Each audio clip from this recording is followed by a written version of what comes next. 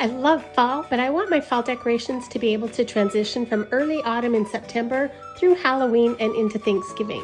Today I'm making a front porch decoration that not only fits this need, but I think it's also cute and festive. I'm using these little plastic trick-or-treat pumpkins. They were each $1.97 at my local Walmart. I removed the handle, and my husband drilled 2 holes that this extra wide zip tie could fit through. I'm facing the pumpkin towards the wall of my house so that come November it doesn't look like a Halloween pumpkin. Next we are cutting sections of a pool noodle. I got this at the Dollar Tree and attaching that to the bottom of each pumpkin. I'm just using a hot glue gun to do that. Then I'm adding these little artificial flowers.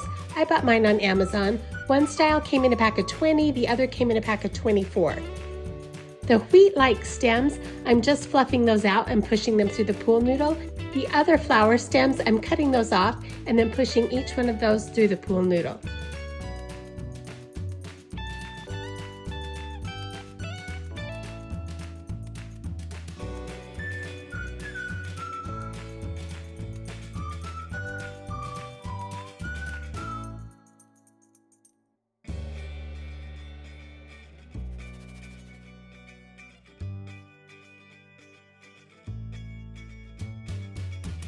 My husband helped me hang these on the porch column just using the zip ties.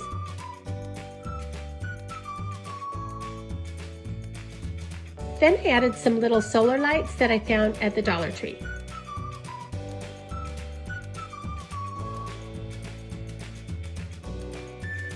If you like this versatile decoration idea, just give this video a thumbs up. Thanks for watching.